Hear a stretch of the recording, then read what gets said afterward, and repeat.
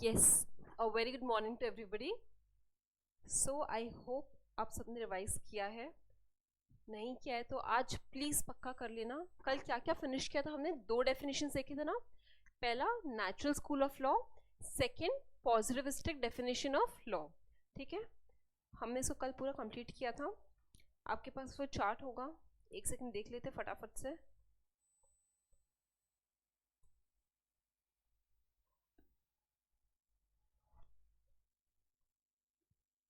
Okay, visible no? आपके पास already chart है. देखो, नेचुरल लॉ याद है? थोड़ा सा कंफर्टेबल हो क्या? 4 पॉइंट्स देखे थे ना पहले. Law is not made by the humans. दूसरा किसने सपोर्ट किया था? Salmond, Ulpian, Justinian's digest. Okay, there are some more names if you want to mention, not necessary. Definition of law by Salmond हमने देखा था, body of principles recognized and applied by the state in the administration of justice. Simple simple simple. थोड़ा आज आपको better लगेगा ये चीज, I assure you. ये डेफिनेशन जो सैलमन ने हमको दी, इसके दो मेजर फैक्टर्स है. दो मेन फैक्टर्स क्या है इसके? कि you should know the purpose of law in order to understand it. मतलब अरे पहले तुम पर्पस समझो कि लॉ क्यों एग्जिस्ट करता है, फिर आपको समझ में आएगा वो law. You have to know the purpose of law, you need to know the purpose of law to understand it, to understand the law. Okay, second क्या बोला उसने? कि जज किससे सुपीरियर है? लेजिस्लेटर से सुपीरियर है. Okay, if you know this, I think you are quite comfortable with the natural school of law. Next, positivistic definition. कौन कौन सपोर्टर्स थे इसके? John Austin, H L A. Hart and Bentham. Okay, इसके अलावा एक और थे, क्या नाम था उनका? केल्सन. ओके, केल्सन का हम बाद में देखते हैं. ये भी सपोर्टर थे. जॉन ऑस्टिन का definition, if you remember, try to recollect this. Okay, sorry, try to recollect this. Law is the aggregate of rules. Aggregate आगे रूल्स का. कौन से रूल्स? Set up by man. किसने सेटअप किए rules? Set up by man. Okay, as, अच्छा, okay, set up by man as politically superior और sovereign to men. Sorry, yes, as politically superior or sovereign to men as political subject. Again, John Austin ने क्या कहा? Law is the aggregate of rules set up by man as politically superior or sovereign to men as political subject. Rules किससे superior है? Men. Men कौन है? Political subject. ठीक है, आप ये लिख सकते हैं, कोई इशू नहीं है एग्जाम में भी. Okay, law is the command of the sovereign. It obliges a certain course of conduct or imposes a duty. हमने कल देखा ना, या तो बोलता है आपको किस तरह खुद को कंडक्ट करना है, या तो आपके ऊपर एक ड्यूटी को इम्पोज कर देता है. And it is backed by sanction. You all know what sanction is? Sanction means a punishment और consequences of non compliance. 3 elements क्या थे इसके? Command, duty, sanction. ये डेफिनेशन के 3 एलिमेंट्स क्या थे? लॉ के 3 एलिमेंट्स. अगर एग्जाम में आता है तो you have to remember command, duty and sanction. Command of a sovereign, यानी कि स्टेट, हमने देखा था duty is imposed due to the rules which have been commanded with the state, and sanction is the punishment. All right. Kelsen ने क्या दिया था? Pure theory of law. Kelsen gave the pure theory of law. उसने क्या कहा? अरे नहीं, तुम सुनो, मैं तुमको बताता हूँ लॉ क्या है. उसने बोला तुम सुनो लॉ क्या है. Law is a normative science. Law क्या है? It is a normative science. में बताया था it comes from the word norms. Correct है? नॉर्म्स, नॉर्म मतलब प्रथा जो चली जा रही है, जो चलने वाली है, जो चलनी चाहिए. Ought norm is norm. Ought मतलब लीगल नॉर्म. उसने कहा लीगल नॉर्म कौन सा है? ऑट नॉर्म, यानी कि ऐसा होना चाहिए. और जो इज नॉर्म है वो है फिजिकल एंड नेचुरल साइंसेस का, कि हाँ ठीक है ये ऐसा है. ओके, लेकिन लीगल के लिए it's ought norm. Law does not attempt to describe what actually occurs. वो क्या कहा उसने? कि लॉ नहीं एक्चुअली हम क्या अकर कर रहा है हम वो नहीं देख रहे. लॉ में क्या प्रिस्क्राइब करता है? Certain rules. लॉ का काम क्या है? कुछ रूल्स प्रिस्क्राइब करना. जो चीज ऑलरेडी है हम उसको नहीं देख रहे, उसको नहीं बोल रहे हैं. All norms derive their power from the grand norm. Okay, ये मैंने आपको बताया था कल फॉर रिविजन, सो दैट आपको समझ में आपको कितने टाइम में रिवाइज करना है. Today we will proceed with the third kind of definition of law. वो जो ऊपर आपने चार्ट बनाया था ना, पेज नंबर 1 पे आपने एक चार्ट बनाया था, रिमेंबर 5 कॉलम्स थे उसमें. तो उसमें आप थर्ड नाम लिखिए. Just right historical definition. Next 3 काफी सिंपल है.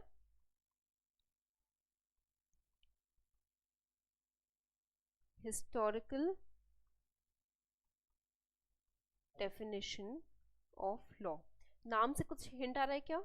अगर आपको कुछ हिंट आ रहा है तो एकदम सही है आपका गेस। अगर आपको इससे कुछ हिंट आता है तो आपका गेस एकदम सही है। हिस्टोरिकल डेफिनेशन ऑफ लॉ, इसमें जो सपोर्टर्स थे जो कह रहे थे कि देखो लॉ हैज हिस्टोरिकल डेफिनेशन के, उन्होंने क्या कहा, देखो law has come from the history, यानी कि हमको लॉ को एक्चुअली बनाने की जरूरत है क्या? नहीं, लॉ को ढूंढने की जरूरत है। उन्होंने क्या कहा, लॉ को ढूंढने की जरूरत है, क्योंकि लॉ तो ऑलरेडी हमारे हिस्ट्री में है, जो पहले से हमारे कल्चर है, हमारे ट्रेडिशन है, जो पहले से चलता आ रहा है, वही तो हमारा लॉ है, वही हमारा कानून है, और वही आगे भी फॉलो होना चाहिए।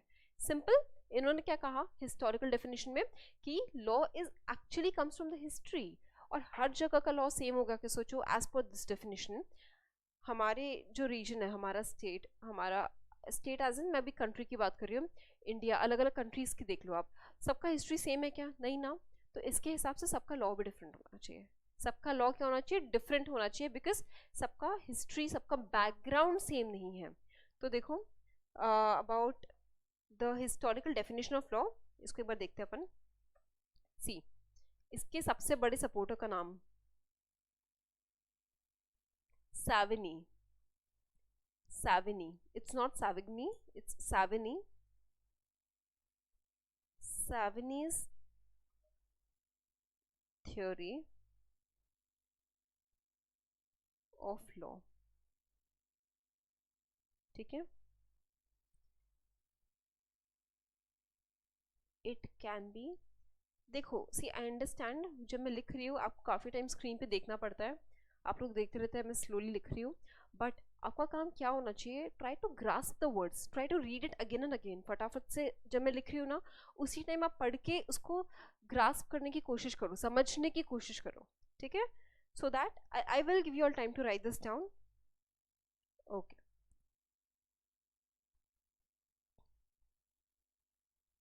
तो साविनी, इन्होंने क्या कहा, इनकी थ्योरी देखना।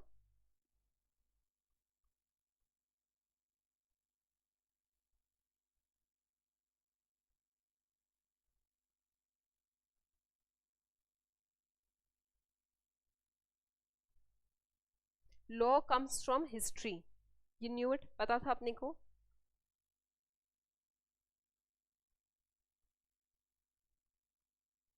it is a matter of organic growth।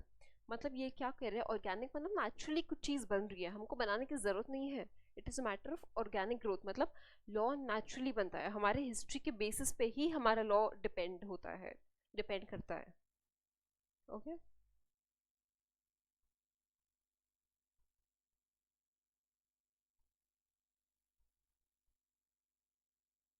Law is not made but found. क्या कहा, law is not made but found, ये भी हमको पता था। thus it is not universal in nature, thus it is not universal in nature but varies with people and age। ठीक है ma'am, हमको ऐसे लिखना है कि एरो एरो में लिखेंगे तो बेटर होगा। इसके बिना आप नहीं लिखते, अगर आप सेंटेंस फॉर्म में लिखते हैं फिर तो बुक में भी लिखा है, you can just copy down from there also, कोई इशू नहीं है, बट ऐसे लिखने से कभी भी चीज़ें ज़्यादा ईजी हो जाती है, बेटर हो जाती है। तो आप ऐसे लिखेंगे, आपको याद हो जाएगा। ओके, द नेक्स्ट पॉइंट देखना, ट्राई टू गेस दिस। यहाँ पे ग्रेटर वाली साइन आने वाली है, कहाँ पर आएगी देखो, custom legislation, who is superior, who is greater, customs, history, या लेजिस्लेशन जो बनाना पड़ता है, लेजिस्लेशन बनाता है लॉज को, ऑब्वियसली हिस्टोरिकल थ्योरी के हिसाब से, हिस्टोरिकल डेफिनेशन के हिसाब से राधा। ठीक है, नेक्स्ट है law has its own source. क्या है इनका सोर्स? अरे क्या हो गया, अभी तक तो चल रहा था। Law has its own source in, what's wrong, common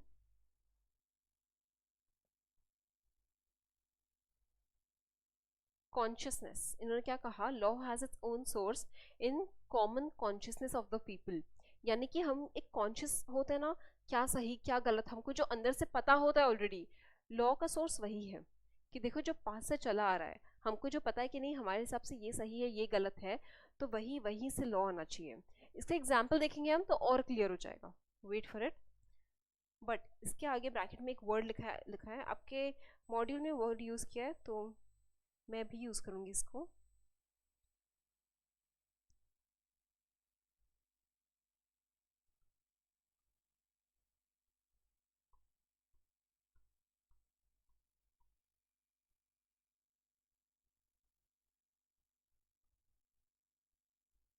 फोक्सकाइस्ट, इसका प्रोनाउंसिएशन क्या है, Volksgeist. Am I right? Yes, it's called Volksgeist. इस वर्ड का मतलब क्या होता है कि law is the common will of people. If you want you can write this down your. इसका मतलब होता है law is the common will of people. ठीक है, law is the common will of people, इसका मतलब है कि आपके मॉड्यूल में यूज़ किया है पर्टिकुलरली ये वर्ड, इसलिए मैं चाहती कि आप भी यूज़ करें, हो सके तो एग्जाम में कहीं अगर यूज़ कर पाओ तो प्लीज़ करना, बहुत इंप्रेसिव होगा आपका पेपर।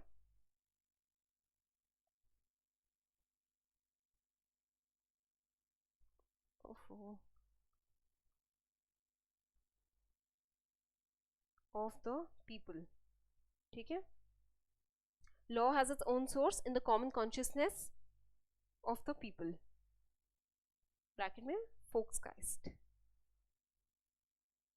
मैम कितना बड़ा आंसर, मैम खत्म करो मैम।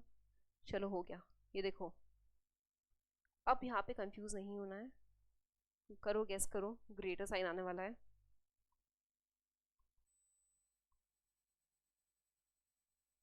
इसको अलग से रखना, इसका meaning. Jurist, legislator who is important your, guess guess. Jurist जो लॉ को इन्फोर्स करता है, एंड लेजिस्लेटर जो लॉ को बनाता है, कौन इंपॉर्टेंट है? मैम लेकिन ये jurist is superior to the legislator, ये तो आपने और भी एक जगह कहा था, कहाँ पे? गेस करो कहाँ पे कहा था हमने ये हमने नेचुरल स्कूल ऑफ लॉ में भी कहा था, सेम पॉइंट वहां पर एक था, इफ यू ऑल रिमेंबर। जो कुछ दो एलिमेंट्स था उसमें सेकेंड एलिमेंट में था। मैम ऐसे कैसे, तो डिफरेंस क्या हुआ? डिफरेंस ये है कि natural school of law talks about the natural laws, यानी कि नेचुरल लॉज का लिखा है कैसा, लिखा नहीं है, बट उन्होंने क्या कहा है, not the laws not made by man, not the man made laws. तो उन्होंने किसको अपना बेस लिया है, नेचुरल लॉज को। हम किसकी बात कर रहे हैं यहाँ पे, हिस्ट्री। हमारा जो भी रीजन है, हमारी सोसाइटी है, स्टेट है, हमारे स्टेट के लॉज कहाँ से आएंगे, हमारे हिस्ट्री से, हमारे कस्टम से आएंगे।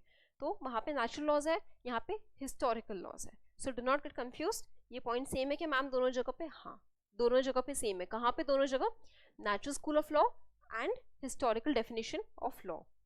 ओके, अब इसका मैं एग्जाम्पल दूंगी, फटाफट आपको सब समझ में आ जाएगा। देखो इनका बोलने का पूरा मतलब क्या हुआ, समझो इसको, कि हमारे स्टेट में मैक्सिमम कोई भी देखो कस्टम होता है, अब बोलो मुझे 100% लोग फॉलो करते हैं क्या कोई कस्टम, 100% लोग नहीं। There is always a case जहाँ पर 20-30% लोग नहीं करते हैं फॉलो कस्टम, बट मेजोरिटी तो करता है ना, मेजोरिटी तो करता है, और अभी नहीं बहुत सालों से करता है। तो हिस्टोरिकल डेफिनेशन क्या कहता है, साविनी क्या कहता है, ये कहता है कि जो मेजोरिटी लोग फॉलो कर रहे हैं बहुत पहले से, उसको बना देना चाहिए लॉ। वो जो मानते हैं, उनका जो कस्टम है, उसको बना देना चाहिए लॉ। और इसका बहुत बहुत रीसेंट एंड बेस्ट एग्जाम्पल है,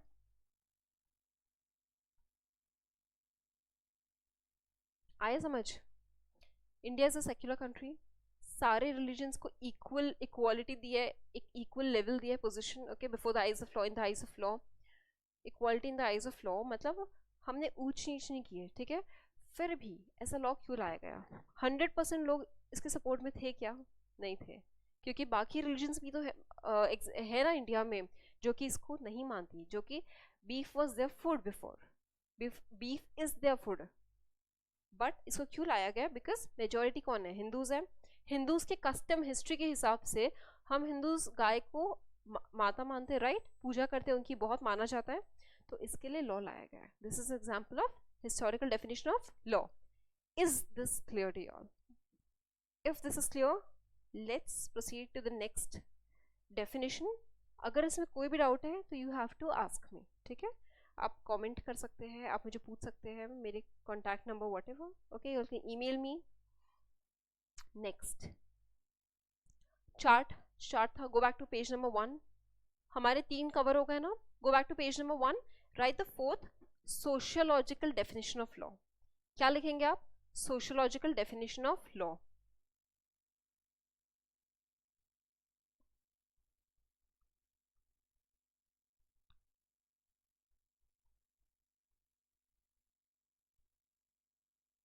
थोड़ा सा अपना हिंट लगाइए, थोड़ा सा hint. What could this be about? Sociological definition of law. Sociological, एक हिंट आ गया ना तो यू राइट। अगर हिंट मिल चुका है ऑलरेडी तो you 100% right. Sociological definition of law, इनके सपोर्टर्स ने कहा कि देखो, law is for the society. Social engineering मतलब सोसाइटी को ठीक से रेगुलेट करने के लिए, ठीक से चलाने के लिए लॉ लाया गया है, ताकि सोसाइटी में पीस बनी रहे। समझ रहे हैं? मतलब आपको एक तरीके से बताया जाएगा, उसी तरीके से आपको सोसाइटी में रहना है तो उसी तरीके से खुद को कंडक्ट करना पड़ेगा, और नहीं तो पनिशमेंट मिलेगा।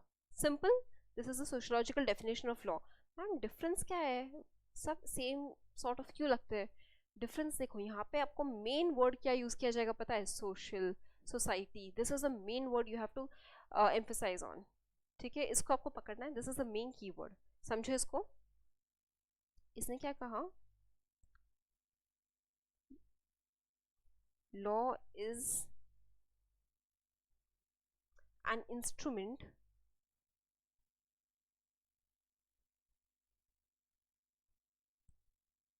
of social engineering, यानी कि सोसाइटी को अच्छे से चलाने के लिए क्या इंस्ट्रूमेंट है? लॉ। मतलब इनके हिसाब से अगर सोसाइटी को हमको अच्छे से चलाना है तो उसका एक ही इंस्ट्रूमेंट है, एक ही तरीका है, क्या है? लॉ। लॉ से ही हम सोसाइटी में पीस मेंटेन कर सकते हैं। ये थ्योरी पता है किसकी थी? इसकी सपोर्टर्स कौन थे पता है? रॉस्को पाउंड, हम देखेंगे इनका full spelling, don't worry, Duguit and Ihering. Ma'am क्या नाम ले रहे हो? बताती हूँ, सब बताती हूँ। देखो, पहले रॉस्को पाउंड का हम बाद में बताते हैं। मेन थ्योरी किसकी थी? रॉस्को पाउंड की। सोशियोलॉजिकल डेफिनेशन ऑफ लॉ किसका था main? Roscoe pound was the main founder of this. बाकी इनके फॉलोअर्स थे बाकी लोग। हम डेफिनेशन पहले किसका देखेंगे? डुगुइट का। देखो डुगुइट ने क्या कहा। Let me change the colour of pen.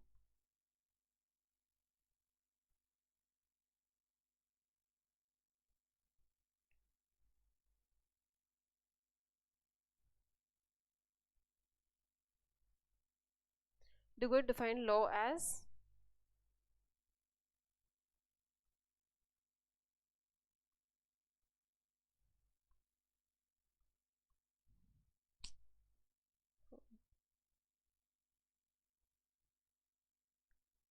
essentially and exclusively as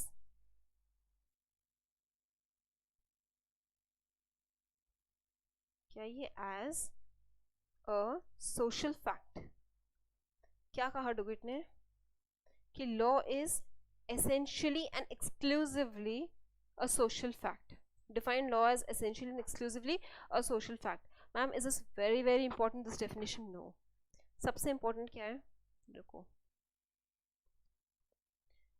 next was hearing। okay, he defined law as, इसका definition देखना hearing का।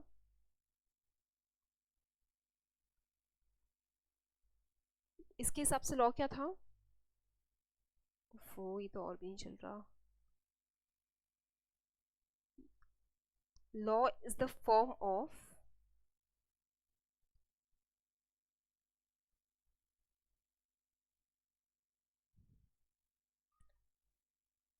guarantee of the conditions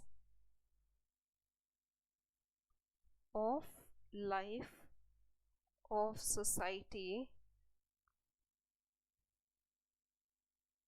assured by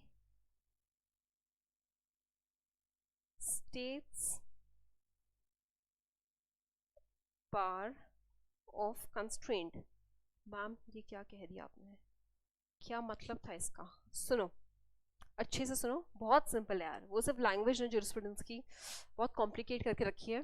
this is very simple. सुनो, इन्होंने क्या कहा कि लॉ क्या है, लॉ इज, ठीक है, law is a form of, किसका फॉर्म है देखो, पहले तो इसको हम ब्रेक करके देखेंगे।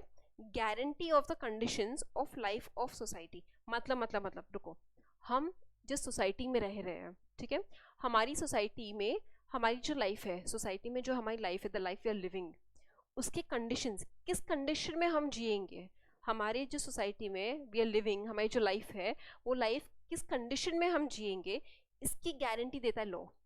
मतलब हम पीसफुली जी रहे हैं, आज उसकी गारंटी कौन दे रहा है? लॉ। क्यों? क्योंकि आज कोई इलीगल तरीके से बिहेव कर सकता है क्या? नहीं, लॉ इज देयर। लॉ क्या करेगा, उसके लिए पनिशमेंट्स प्रिस्क्राइब्ड है, तो कोई ऐसा कोई काम नहीं कर सकता, कोई एक्ट कमिट नहीं कर सकता जो कि इलीगल है। तो लाइफ ऑफ सोसाइटी, यानी कि सोसाइटी में रह रहे जो लाइफ हम जीने वाले हैं, उसकी condition, the condition of life of society, उसकी गारंटी दे रहा है लॉ। अश्योर्ड, कैसे अश्योर किया ये स्टेट ने? assured by the state's power of constraints। State का पावर है कंस्ट्रेंट का, यानी कि punishment, if you do not listen to the law, if you do not obey the law, if you do not follow the law, आपको मिलती है punishment, and hence it is assured by state's power of constraint. This is the definition given by Ihering. इसके देखो, एक तो पहले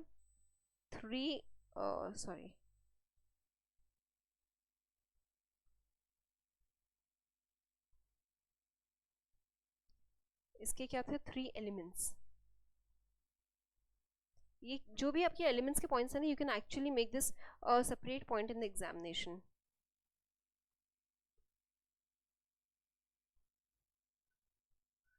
ठीक है, 3 एलिमेंट्स।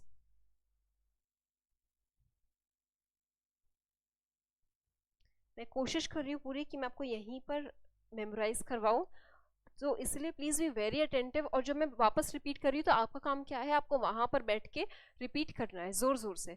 इसी तरीके से हम जूरिस्प्रूडेंस की लैंग्वेज पे थोड़ा सा उसको ग्रास्प करेंगे, यू विल बी कंफर्टेबल इसी तरीके से। उसका और कोई शॉर्टकट नहीं है, बिलीव मी, कोई शॉर्टकट नहीं है। जूरिस्प्रूडेंस की लैंग्वेज अगर आपको इससे कंफर्टेबल होना, you will have to keep practising it.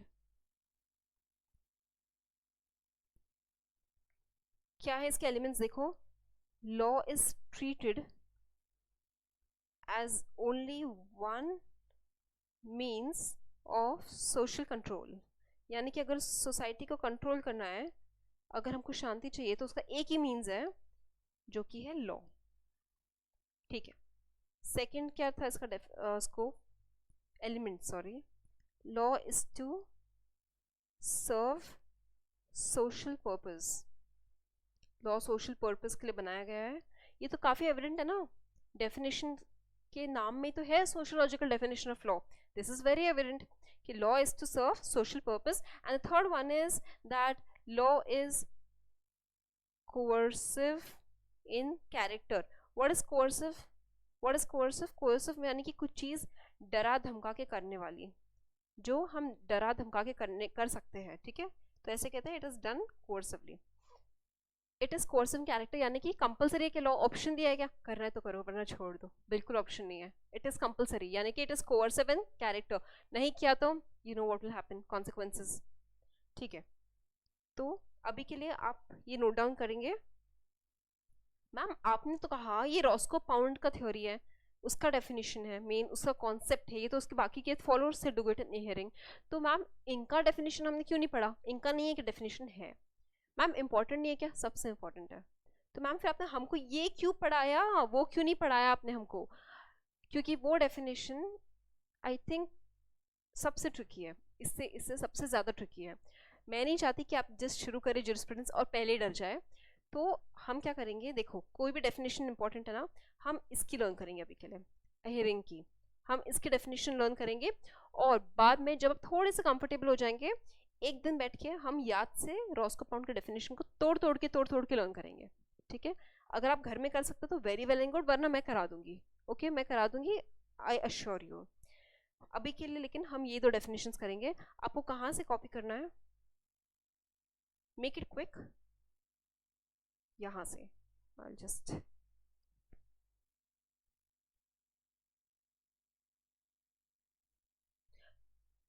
एक काम करना, पॉज कर लो और फिर कॉपी कर लो।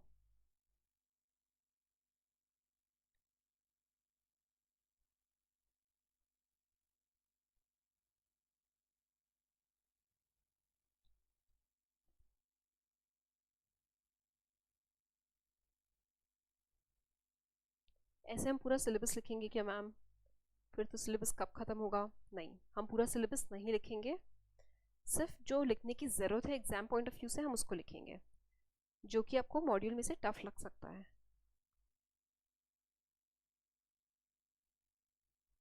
Pause it and copy it please.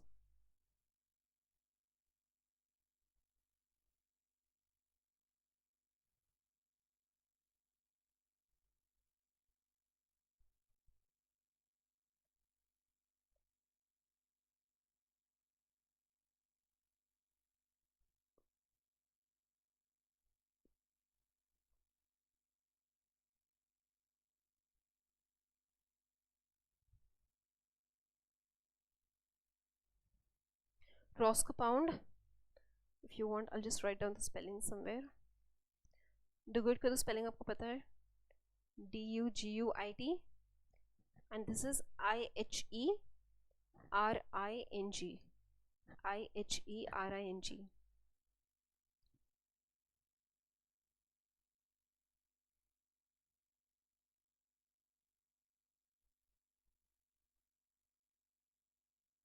This is the spelling of Roscoe Pound, जिसको लिखना है।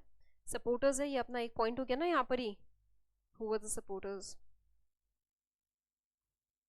मेन किसका डेफिनेशन था? रॉस्कोपाउंड का, मेन कॉन्सेप्ट उनका था ये।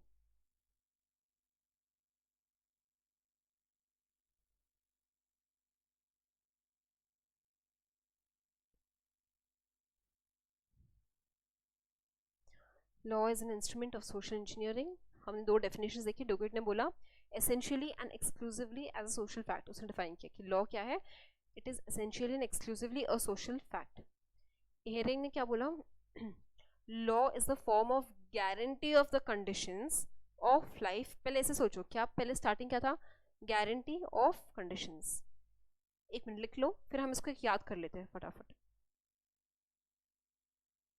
ठीक है। ऑलराइट, देखो हेयरिंग ने क्या बोला कि law is the form of, पहले ये याद रखना क्या होता है मोस्ट ऑफ द डेफिनेशंस, हम ये पार्ट तो लर्न कर लेते हैं उसका, हमको शुरुआत याद नहीं आती है, हमको ये जो शुरुआत है ना वही याद नहीं आती है, तो उसको याद करने पे थोड़ा ध्यान देना कि what it is a form, ठीक है। लॉ क्या है, it is a form of what, of guarantee, form of guarantee है। किस चीज की guarantee? Of the conditions of life. किसकी गारंटी दे रहा है लॉ? कंडीशंस ऑफ लाइफ की, देखो आपकी लाइफ बहुत अच्छे कंडीशन में रहेगी। कहाँ पे? सोसाइटी। किसकी? Law sorry guarantee of the conditions of life of society. Assured, कैसे अश्योर किया इस चीज को? Assured by state's power of constraint.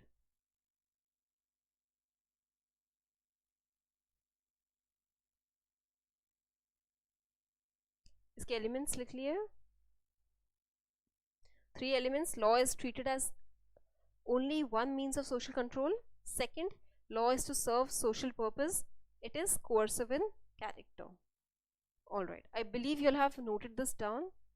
So the next one is called realist definition. देखो आपको एक एग्जाम्पल दूँ ना, अगर एक मिनट, इसका छोटा सा मेरे अभी दिमाग में एक चीज़ आया है, इसका सोशल डेफिनेशन ऑफ लॉ जो उन्होंने कहा ना, guarantee of condition of life of society, मतलब लॉ वो है जो गारंटी करता है हमको condition of life of society. Law हमारे हिस्ट्री से बनता है। इसका एक बेस्ट एग्जाम्पल अगर देखें ना, तो आप देखना कभी नॉर्थ कोरिया के बारे में सर्च करना यूट्यूब के ऊपर, सर्च अबाउट नॉर्थ कोरिया।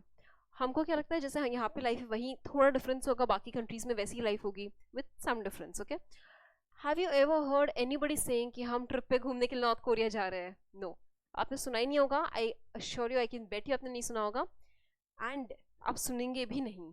क्यों मैम, ऐसा क्या है नॉर्थ कोरिया में? आप देखना यूट्यूब पे जाके वहाँ की लाइफस्टाइल क्या है। मतलब it is a country all together secluded from the world. वो अलग ही है, वो अलग ही चलती है अपना, वो दुनिया में जैसे है ही नहीं, वो कोई और दुनिया में चलती है।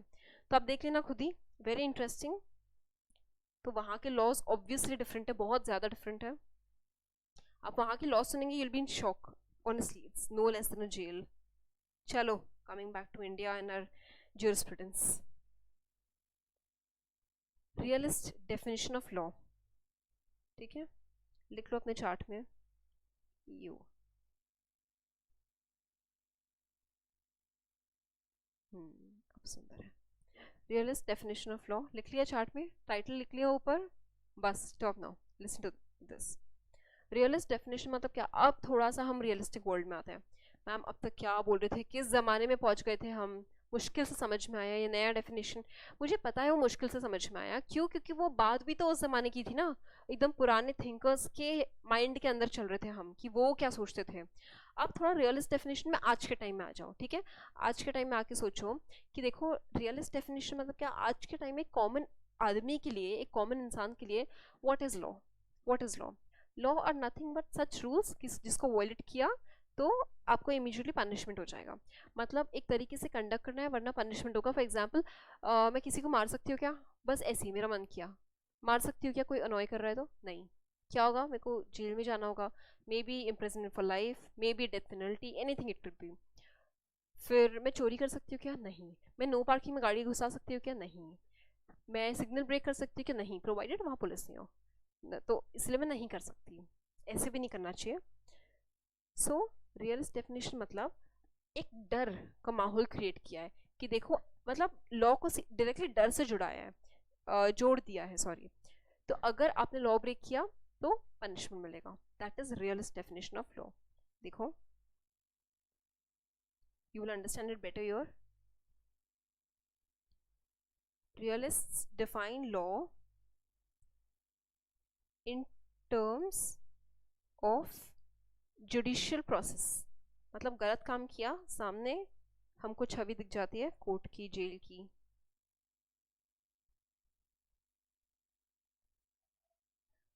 According two homes. होम्स कौन है? ये भाई साहब किसको सपोर्ट करते थे? रियलिस्ट डेफिनेशन ऑफ लॉ को। अकॉर्डिंग टू होम्स देखो, law is a statement of circumstances in which public force will be brought to bear upon through courts।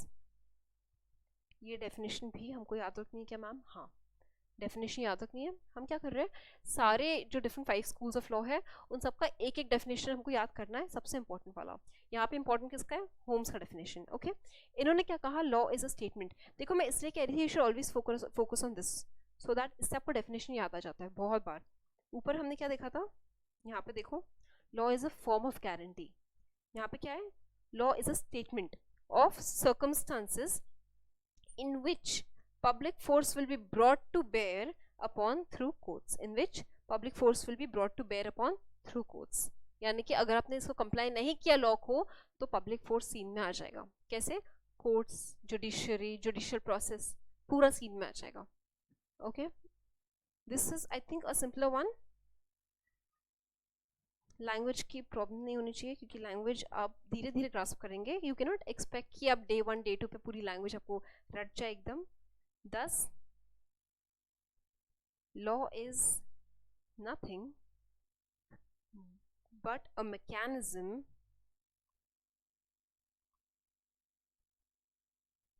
of regulating human conduct. Law is nothing but a mechanism of regulating human conduct. समझ में आ गया? Simple है. क्या है law? Mechanism of regulating human conduct. हम इसको तोड़ तोड़ के पढ़ रहे हैं, इसलिए देखो कहाँ पे रेगुलेट कर रहा है? In society. Human conduct where? In society, so that harmonious cooperation of its members increases and thereby avoid the ruin. Simple है कि समझो यहाँ तक. Law is nothing but a mechanism of regulating human behaviour. Law किसके लिए? Regulate करने के लिए. किसको? ह्यूमन बिहेवियर को. इन कहाँ पे? इन द सोसाइटी. ठीक है. सो दैट, क्यों करना है हमको regulate? So that harmonious cooperation of its members increases, ताकि मेंबर्स हार्मोनियसली रहे. ठीक है. लड़ाई झगड़े ये सब कुछ ना हो. And thereby avoiding the ruin by coordinating the divergent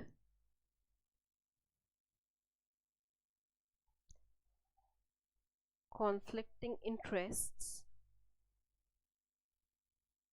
of individuals and society. Last भी लिख लेते. क्लास सेंटेंस है which would enhance the viability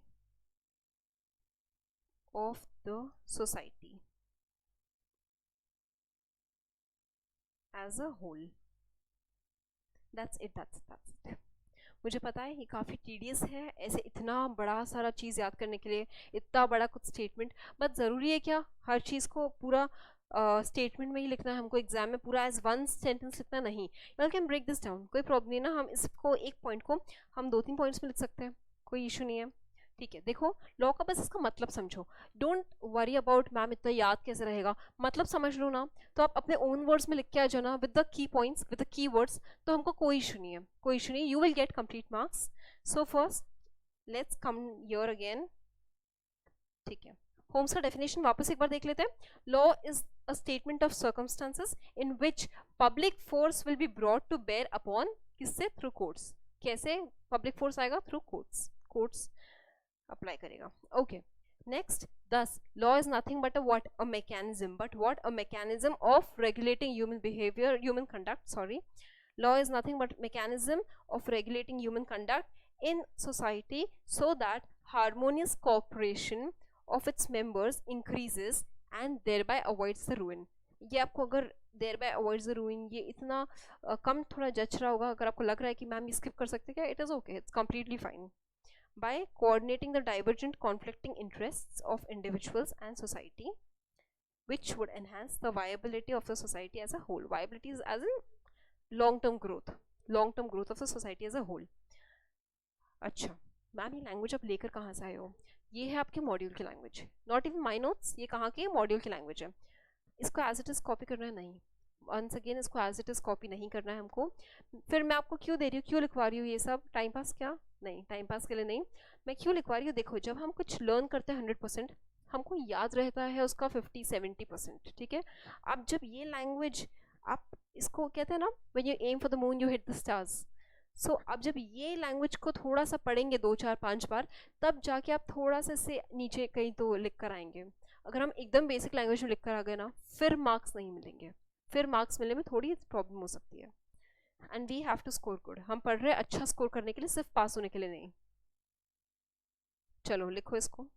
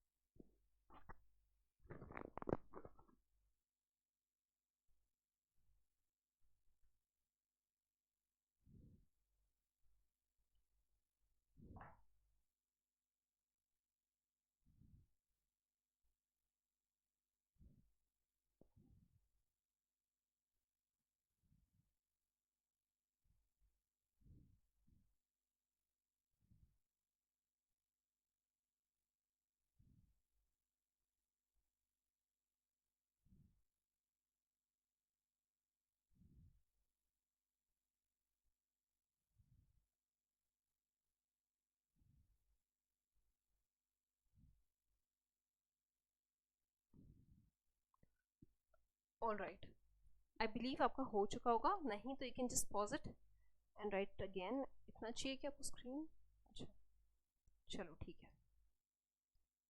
अब ma'am what sorry ma'am what next? Next ये है कि आपके 5 स्कूल्स ऑफ लॉ हो चुके हैं, आपके 5 डेफिनेशंस हो चुके हैं। एंड अगर यहाँ पे आप थोड़े कंफर्टेबल है ना, तो बिलीव मी अब वो हो चुका है टाइम जब मैंने आपको नदी में सीधा फेंका था स्विमिंग सीखने के लिए। अब मैं आपको उठा के डालूंगी स्विमिंग पूल में। सो इसके आगे it's going be very simple for you all. I can really assure you that कि इसके आगे आपके लिए काफ़ी ईजी होने वाला है समझने के लिए। पहले हम एक बार देखेंगे कुछ याद है क्या हमको, ठीक है?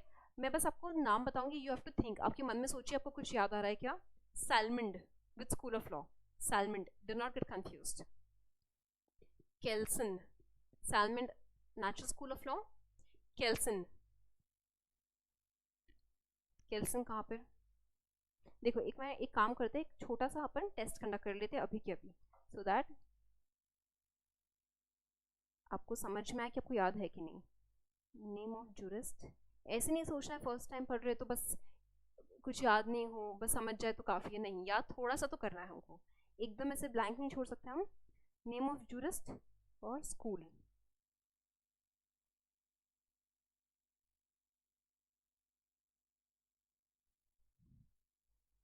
ट्राई टू गेस, जैसे इसमें लिख रही हूँ आप ट्राई करेंगे गेस करने का।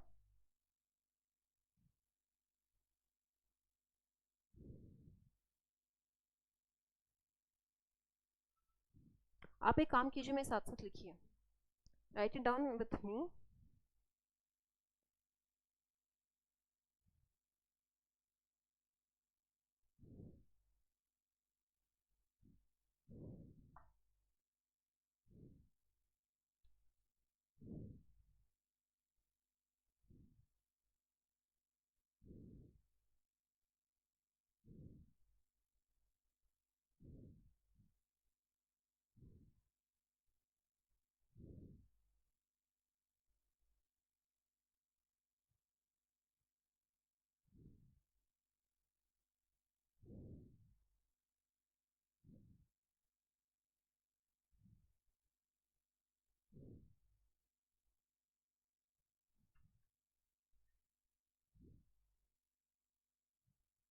Okay done.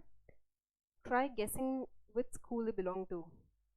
कौन से स्कूल के सपोर्टर्स है सब?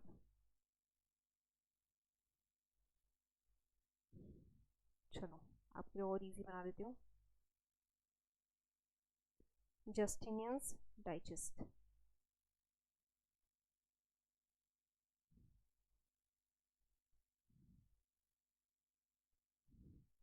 फुल फॉर्म इतना, positivistic law. John Austin, positivistic law. Holmes, realistic definition of law. It's definition, okay? So don't write RLPL. I'm just giving you the answer in short.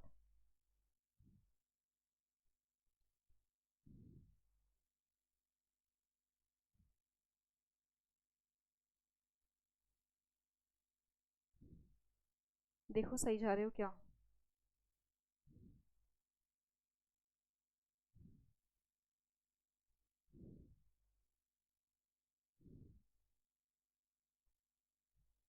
Yes yes yes, देख लो। 1 second, sorry. सो इसको easy तरीके से याद रखना है तो realistic के सिर्फ एक है, होम्स, ठीक है? ये तो आपको पता है, सैलमन, अल्पाइन, जस्टिनियंस डाइजेस्ट, ये सब किसके सपोर्टर्स है? Natural law, okay? Historical definition के सिर्फ एक देखा है हमने, ये भी आपको सिंपल है याद रखने के लिए, सैवनी, हिस्टोरिकल बी फैन याद रखना, सैवनी, ओके? बाकी पॉजिटिविस्टिक लॉ के 2 थे, केल्सन, जॉन ऑस्टिन। पहले हमने जॉन ऑस्टिन का डेफिनेशन पढ़ा था, बाद में हमने केल्सन का थ्योरी पढ़ा था। केल्सन कौन सा थ्योरी था? Pure theory of law. और लास्ट में जो बचे, इरिंग, मैंने जो कहा था वो एक्चुअली डेफिनेशन है रॉस्को पाउंड का, बट उसके फॉलोअर्स थे ये दोनों, इनके फॉलोअर्स थे। और हमने डेफिनेशंस पढ़ी थी एरिंग एंड डुगेट की, जो किसके फॉलोअर्स थे? Sociological definition of law. So अगर ये आप कंफर्टेबल है तो फटाफट से हम एक समरी देख लेते हैं। 1 मिनट।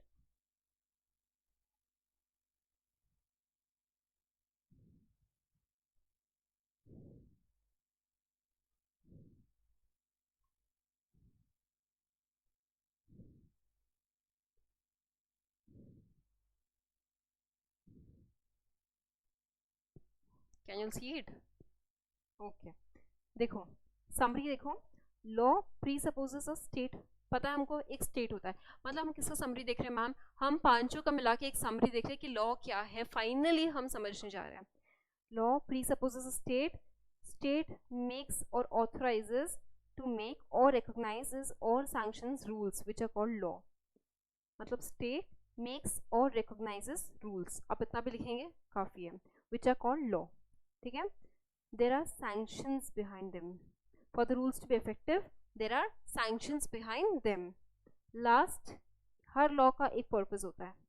हर लॉ का क्या होता है? एक पर्पस।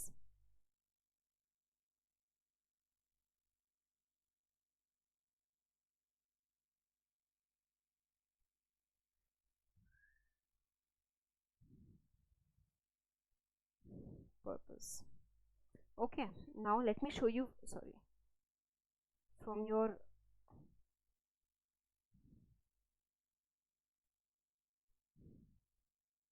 मॉड्यूल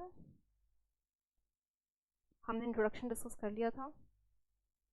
यहाँ से आपका मेन स्टार्ट होता है natural law, alpine, Justinian's digest, सैलमिंड, हमने पूरा पढ़ लिया था। पॉजिटिव डेफिनेशन को पढ़ लिया था, किसने दिया? जॉन ऑस्टिन, केल्सन ने। हिस्टोरिकल डेफिनेशन हमने पढ़ लिया। You can skip this if you want, okay, not very important, ये सबसे इंपॉर्टेंट आपको ये याद रखना है। सोशियोलॉजिकल डेफिनेशन पढ़ लिया, इयरिंग एंड रॉस्कोपाउंड का, I am sorry you couldn't see it, and realistic. So इसके बाद क्या है मैम? रियलिस्टिक देख लिया, सिंपल सा टॉपिक है, हम इसको यहीं से पढ़ लेते हैं। लॉस आर मेड इफेक्टिव, कैसे इफेक्टिव बना जाता है?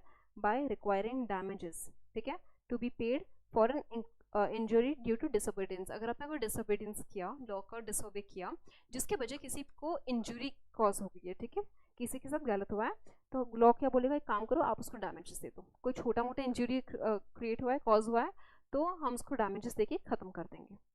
Second, by requiring one in some instances to complete an obligation he has failed to perform.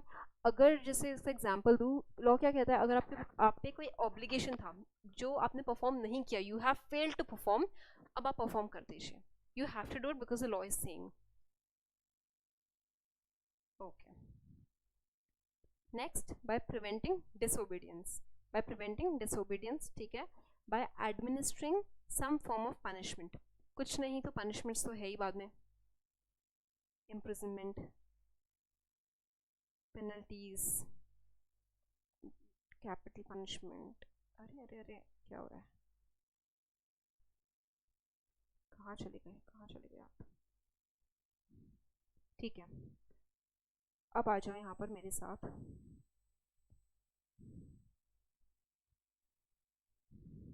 Summary हमने देख लिया, okay, now come down to the next topic which is called, no not your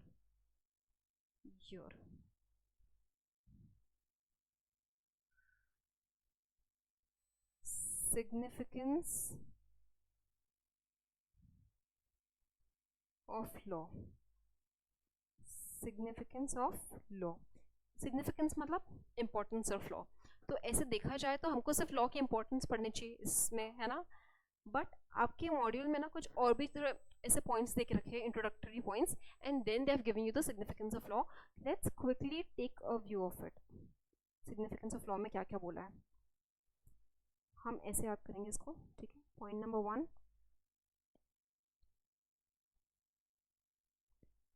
law is not static, law बदलता रहता है। एक काम करो, write it down, write it down, I dictate to your, मुझे लिखने में तो काफी टाइम लग जाएगा, ठीक है। देखो सिग्निफिकेंस ऑफ लॉ, यहाँ पे अपने एक पॉइंट बना लिया, एक एरो बना लिया। Law is not static, law same रहता है क्या? नहीं, चेंज होता रहता है। As circumstances and conditions change, as circumstances and conditions change, laws are also changed to fit with the requirements of society. As circumstances and conditions change, laws, one minute, let me show you. देखो, law is not static. As circumstances and conditions in a society change, laws are also changed to fit the requirements of the society. Point number 2, write down, ऊपर ऊपर एक arrow करो box के, लिखो point number 2, this, ये हो गया point number 1। At any given point of time the prevailing law of a society must be in conformity with the customs and aspirations of the people, with the general statements. You can also mention that. This is your point number 2. Okay, point number 3, law has undergone a vast transformation, conceptual and structural. Point number 3 क्या होगा? Law has undergone a vast transformation, conceptual and structural. The idea of abstract justice has been replaced by social justice.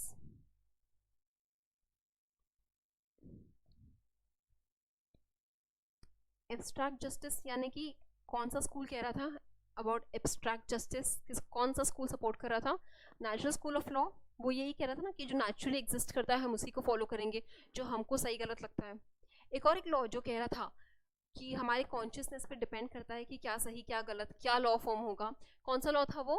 Historical law. लेकिन लेकिन लेकिन वो abstract justice था क्या? नहीं, वो कह रहा था हमारे हिस्ट्री पे बेस्ड था। So that was not abstract justice. Abstract justice का आइडिया था नेचुरल स्कूल ऑफ लॉ का, but it has been replaced by social justice.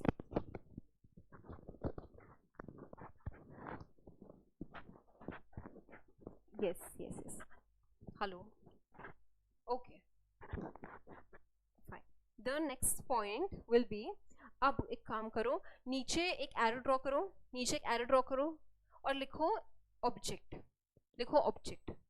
Like ये आपका बॉक्स है ना, 1 2 3 हो गया, नीचे एरो ड्रॉ करो, लिखो ऑब्जेक्ट, और इसमें इस तरीके से आप एरोज ड्रॉ करेंगे, 4 एरोज, 1 2 3 एंड 4, उसके नीचे ऑब्जेक्ट के नीचे 4 arrows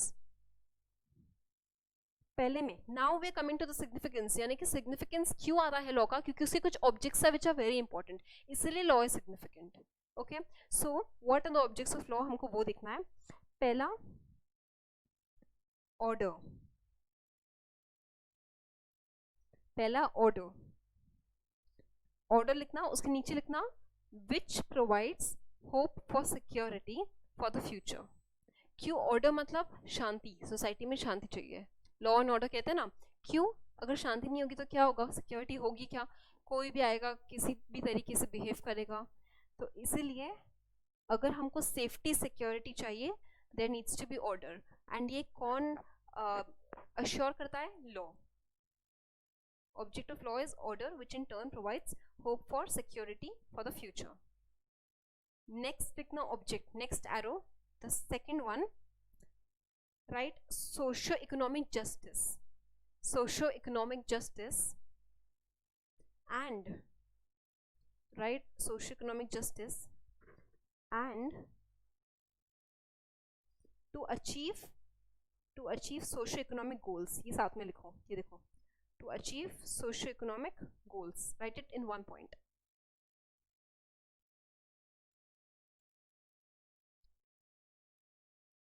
The next point you write is removing existing imbalances. This will be your next point, third point, your removing the existing imbalances in the socio-economic structure.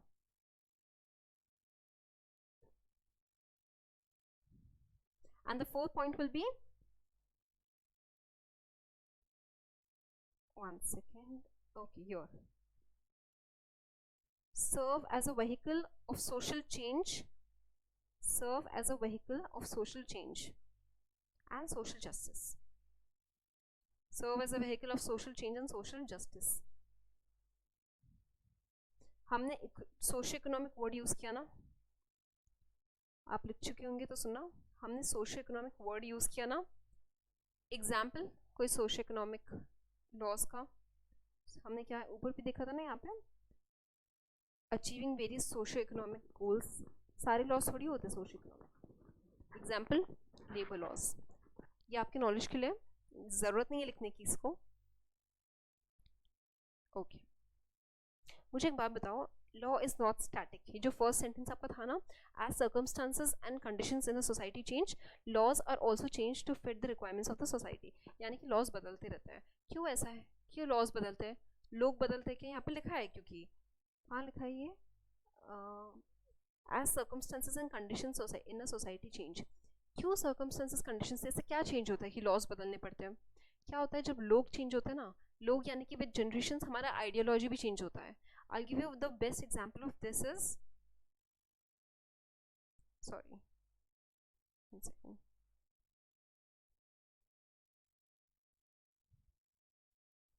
Decriminalize हो गया ना, decriminalize हो गया ना ये आर्टिकल 377. क्यों? क्योंकि सर्कमस्टांसेस कंडीशन सोसाइटी में चेंज हुए, लोग चेंज हुआ, हमारा थिंकिंग चेंज हो गया. करेक्ट. पहले के जो लोग थे they were pretty intolerant towards a lot of things, religion and lot of things.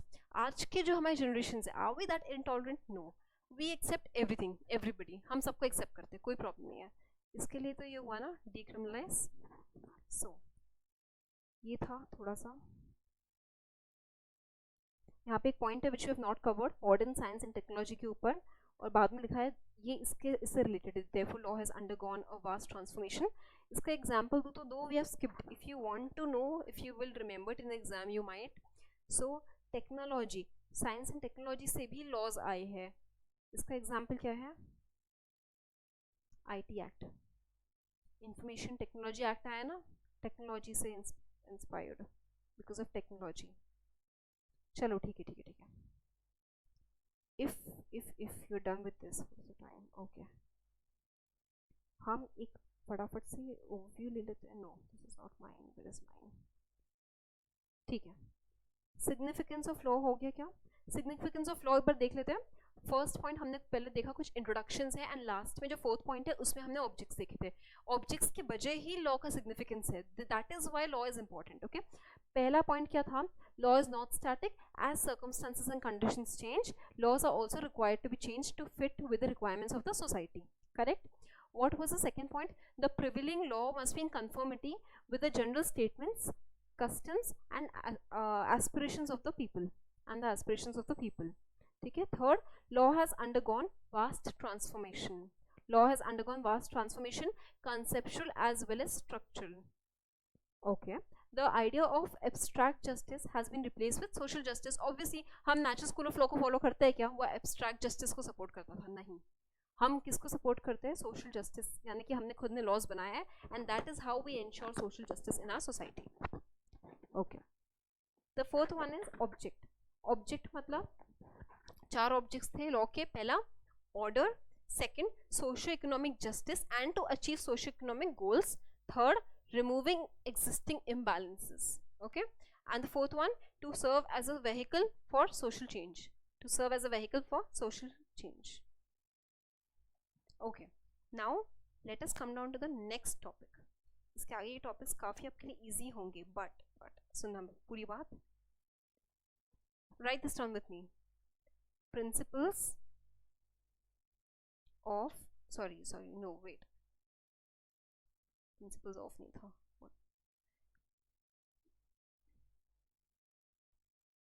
Principal sources of law.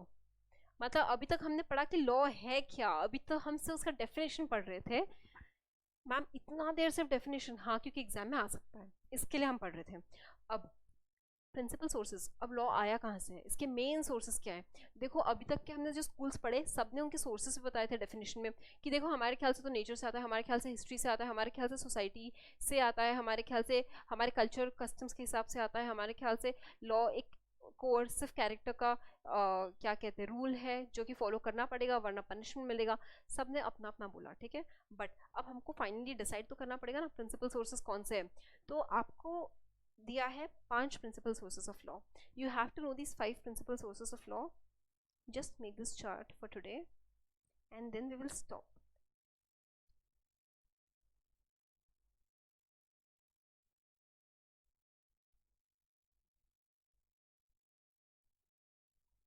Ma'am लेकिन कस्टम्स तो हमको पता है ना, हम ऑलरेडी पढ़ चुके हैं ना। हाँ कस्टम्स आप ऑलरेडी पढ़ चुके हो, आपको ये अच्छे से समझ में आएगा जब हम और डिटेल में पढ़ेंगे और डेप्थ में यहाँ पढ़ेंगे। और इसलिए मैंने बोला अब आगे का आपके लिए बहुत ईजी होगा बिकॉज आपको ऑलरेडी इसका आइडिया है।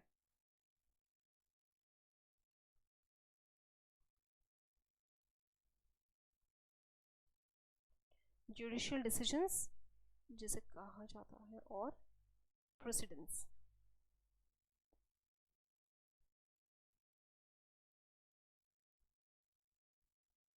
स्टैट्यूट्स और लेजिस्लेशंस मतलब company law, taxation laws, security laws. Okay and this is the last point what we are writing, यहाँ पे कुछ नहीं है। और एक जो लॉ आता है वो है पर्सनल लॉ। पर्सनल लॉ मतलब हिंदू और मुस्लिम लॉ, मोहम्मदन लॉ कहते हैं, ठीक है।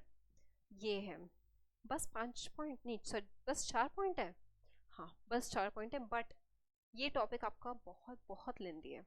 क्यों? इसके अंदर कुछ होता है फिर अंदर कुछ होता है फिर अंदर, लेंदी है बट डिफिकल्ट है क्या? नहीं डिफिकल्ट नहीं है। इसको कैसे शॉर्ट में कैसे पढ़ना है अच्छे से वो हम कल के लेक्चर में देखेंगे, ठीक है। आज के लिए आपका काम क्या होगा, you have to be well versed with the 5 schools of law, with the 5 definitions of law. आपको ये अच्छे से आना चाहिए। इसके बाद अगर आपको ये इस पे कमांड आ गया ना, इसके आगे से हम बहुत स्मूथली जाएंगे and I can increase my peace. इसलिए be very clear with this, okay. If you have a doubt again you can ask me, you are free to ask me. So, alright, that's it for today. Have a very good day and please keep revising. Alright.